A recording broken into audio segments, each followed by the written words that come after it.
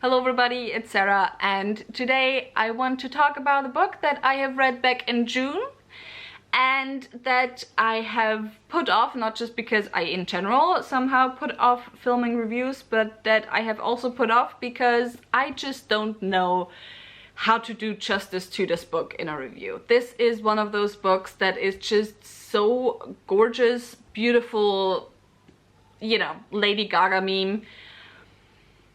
I just don't know how to talk about it, and that book is Siren Queen by Nivo. This one was Nivo's historical fantasy publication from this year. In this one we follow, I forgot her name, Luli, who is, that's kind of hilarious because you can still see it up here. I just finished filming my review for The Stardust Thief, where the main character also is called Luli, except it's written differently. But yeah, we follow our main character Luli, who was nothing more than to become a star on the silver screen. This is set in the pre-Hays Code era of Hollywood. Luli is Chinese American, and so we follow her story as she tries to make that dream reality.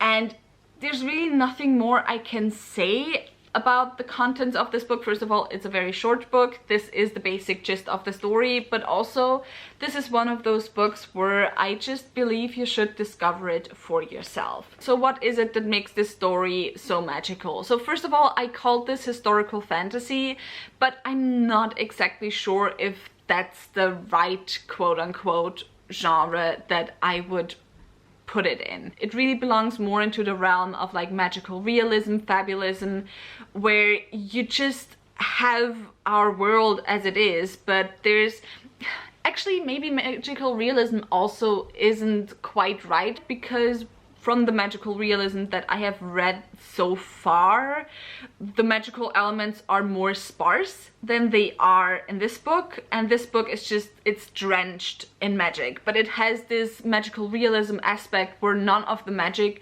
really is explained, and the magic is just there to serve as a metaphor, maybe, but also it's literally there. There's a lot of moments where you have instances where things are described as being magical and you're just like, is this just a metaphor right now, or is it actually happening? And I just think it's beautifully done. Nivo does something with magic in this story that just proves that you don't have to have hard magic systems. I think something that gets very much lost with our focus on hard magic systems that a lot of times we have in fantasy today is that you just almost lose the magic, and magic just suddenly becomes very sciencey, but you also lose the aspect of magic where magic is a part of the storytelling. It is a tool of the storytelling. The magic itself has something to say. The type of magic has something to say. And I think that's just absolutely beautiful, gorgeous, amazing in this book. Obviously, Nivo's writing also is just chef's kiss, next level. Nivo is really one of those authors who I would put like in a spot of their own in terms of their writing style. Like, there is nothing that I would compare Nivo's writing style to. There is no one I would compare her writing style to. She is absolutely one of my favorite authors in that regard. And yeah, it's just going back to the metaphors, there's just so much there, so many layers in this story. Like, you have the face value of what happens in the story, especially a lot of times with the magic. Then you have kind of the layer underneath, the metaphor for what happens within the character. Like, why does this happen right now? And what does it mean for the character, for what happens within the character and within the inner life of the character. And then you also have the third layer where a lot of the things that are happening and that are being said within the story can be taken as metaphors for stuff that is going on within our own world and what has been going on within our own history and so on.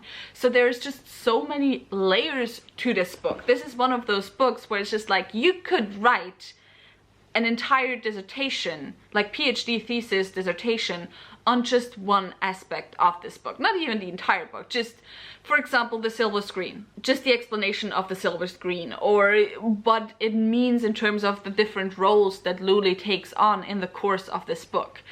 It's such a gorgeous and amazing book. And then also, aside from that, aside from all the metaphors, aside from all the layers in the book, Nivo is also like, one of the things that I love most about Nivo is how amazing she is at writing intimacy, at writing sex scenes. It's just something else. I mean, to be honest, I enjoyed the scenes of intimacy in The Chosen and the Beautiful slightly more, but that was mostly to do with the fact that I just enjoyed The Chosen and the Beautiful as a whole a little bit more, and that I was a bit more invested within the characters. I like the characters a little bit more. However, this one, it's just, I don't know. I've hardly spoken anything about the book, and I think I'm gonna end my review here because, as I said, it's really hard for me to put into words like everything that is so amazing about the book. The characters also. Luli as a main character is just absolutely stunning. The other characters a lot of times don't necessarily have too much personality, but that's also because we don't get to see them that much. They mostly just serve one specific purpose in the story, so you don't really need to flesh them out too much. But Luli herself is such an interesting and such a conflicted character. And yeah, I think that was it, actually. I think that was it for this review. This is gonna be like a 5-minute review, but since I usually have way too long videos anyway, I guess that's a good thing. So yeah, if you have read this book, tell me, do you agree with me in saying that it's absolutely one of the most stunning books you have ever read? If you haven't read this book, tell me, did I make you want to read this book, or have I now maybe scared you off because I have hyped it too much? If you enjoyed this video, maybe think about giving me a thumbs up and also maybe subscribing. All the links to my social media as well as to my book club will be linked down below, so go and check those out. And I hope I'll see you very soon. Bye!